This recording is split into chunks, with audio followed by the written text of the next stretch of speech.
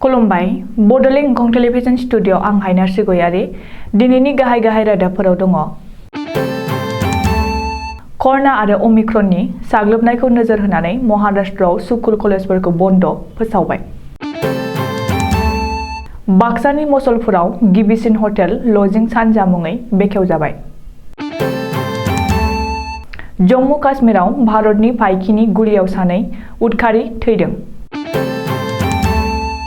सुरां सिखारिजों लोगो जानानै गान्दा गावथारनायनि दायाव काजिरङायाव सानै हाग्रा बिफाननि मावफारिया हमजादों।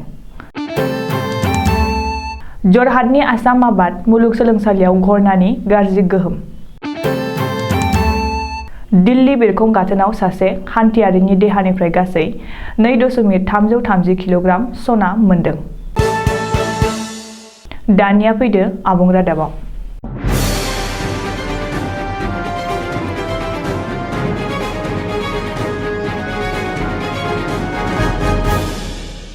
(2022) मायथाइनि जागायजेननायावनो आथिखालाव कर'ना आरो अमिक्रननि गाज्रि थासारिखौ नोजोर होनानै महाराष्ट्र सोरखारा गंफ्रोमबो फरायसालि फरायसालिमा मुलुगसोलोंसालिफोरखौ बन्द फोसावबाय।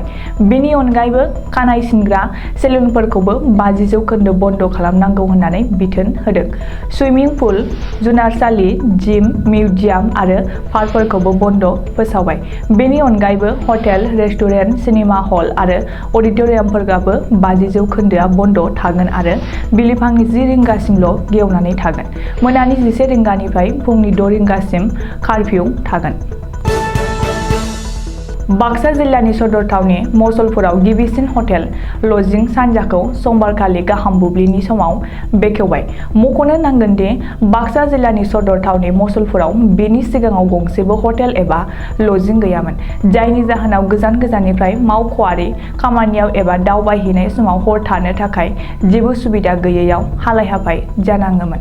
नाथाय दा एसेब्लाबो बाक्सा जिल्लानि रायजो राजा एबा बायजोनि दावबायारिफोरनि थाखाय गाहाम सुजुग जासिगोन होननानै मिथिहोदों। गासै मोन 14 लक्जारि खथा थानाय बे हटेलाव वाइ-फाइ आरो टिभिनि सुबिदाबो होनाय जागोन होननानै सुलुङाव फोरमायदों। बिटिसिनि बारग' मावफुं सोद्रोमा अनसुमै खुंगुर बर'आ बुंदों दि गोबाव समनिफ्रायनो मसलपुराव गंसे हटेल एबा लजिंनि गोनांथि जानानै दंमोन। दिनै बियो मोगथां महराव जाफुंबाय। आथिखालाव बाक्सा जिल्लानि रायजो राजाफोरजों लोगोसे बायजोनि दावबायारिफोराबो बिनि खाबुखौ लानो हासिगोन। लोगोसे मानास हाग्रामायाव दावबायनो फैनाय दावबायारिफोराबो बेवहाय थानानैनो मानास हाग्रामासिम बेरायहैनो हागोन। भारत आरो पाकिस्ताननि गेजेराव थानाय हादोरनाङारि सिमा जम्मु काश्मीराव भारतनि जवानफोरा सानै उदखारिफोरखौ गावथारदों। मख'जाथाव दि जम्मु काश्मीरनि कुलगाम मुंनि जायगायाव रैखाथि हानजाया उदखारिफोरनि मोनसे जर'खा सुलुं मोननानै हरखाबै हरनि समाव अपारेसन खालामो आरो बे समावनो रैखाथि हानजाजों लोगोसे उदखारिफोरनि गेजेराव हासानपरा मुंनि हाग्रा ओनसोलाव थाद'नाय गैयै गुलि गावलायनाय जाथाया जायो।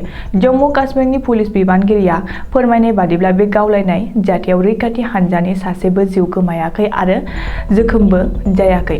नाथाय रैखाथि हानजानि आखायाव सानै उदखारिफोरनि जिउ गोमानायजों लोगोसे बिसोरनिफ्राय गोबां बिबांनि हाथियार बोखांनो हादों आरो दासिम रैखाथि हानजानि आखायाव गासै सा 10 उदखारिफोरनि जिउ गोमाबाय। काजिरङा नेशनेल पार्कनि कहरा रेन्जआव हाग्रा बिफाननि सानै केजुवेल फरेस्ट गार्डखौ सुरां सिखारिजों लोगो जानानै गान्दा गावथारखुमानायनि दायाव हाग्रा बिफानआ एरेस्ट खालामदों। हमजानाय सानै केजुवेल फरेस्ट गार्डनि मुङा फारियै अभिजित सैकिया आरो श्रिन्तु दास होननानै सिनायथि हादों। आथिखालाव हाग्रा बिफानआ बिसोर सानैखौ इन्टारगेसन खालामखांनायनि उनाव जोबथेसालियाव दैथायहरबाय होननानै मिथिहोदों। मख'नो गोनां दि थांनाय 28 दिसेम्बर 2021 खालि हाग्रा बिफाननि मावफारिया आरो सुरां सिखारिनि गेजेराव गावलायनाय जाग्रोदोंमोन। बेनि उनाव 31 दिसेम्बर खालि मासे गान्दाखौ थैनाय हालोदाव मोननो हादोंमोन। नाथाय गंखौ हाग्रा बिफाननि मावफारियाफोरा मोननो हायाखैमोन। जाथायखौ नायबिजिरनानै मिथिनो हायोदि बे खामानियाव बै सानै हमजानाय casual forest guard Abhijit Saikia आरो श्रिन्तु दास मोनहा सानैबो लोब्बा दंमोन आरो बिनि फोरमानखौ हाग्रा बिफानआ मोननो हादोंमोन। जरहाटनि आसाम आबाद मुलुगसोलोंसालियाव गासै सा 44 फरायसाफोरनि देहायाव कर'ना पजिटिभ मोनदों। मुलुगसोलोंसालिनि 11 आरो 12 नम्बर हस्टेलाव कर'नानि गाज्रि गोहोम गोग्लैदों। बेखायनो बै गंनै हस्टेलखौ आथिखालाव जरहाट जिल्लानि खुंथाया क्वारेन्टाइन जन एबा आइसोलेसन जन फोसावबाय होननानै सुलुङाव फोरमायदों। बेनि अनगायैबो जरहाटनि नेशनेल इनस्टिट्युट अफ डिजाइनारआव गासै 12 फरायसाफोरनि देहायावबो कर'ना पजिटिभ मोननायनि खौरां मोननाय जादों। आथिखालाव आसामनि मोनफ्रोमबो जिल्लायावनो कर'नानि गाज्रि गोहोम गोग्लैगासिनो आरो सानफा एफा बांनायनिफ्राय बांलांगासिनो दं। दिल्लीनि इन्दिरा गान्धी इन्टारनेशनेल बिरखं गाथोनाव कास्टम एक्साइज बिफानआ सिग्रोमनानै सासे हान्थियारिनि देहानिफ्राय गासै 2 किल'ग्राम 330 ग्राम सनानि चेन जब्द खालामनो हादों। सुलुङाव फोरमायनाय बादिब्ला बै सुबुङा गावनि जानजियाव गाननाय बेलजों सनानि चेनखौ फानफ्रेनानै गाननानै लाबोदोंमोन। बेनि सिगाङाव गोबां खेब बेबायदिनो सना लांखांबायमोन, नाथाय बे खेबाव कास्टमनि आखायाव हमजानांबाय होननानै मिथिहोदों। दिनैनि रादाबा एसेनोसै, गोजोन्थों।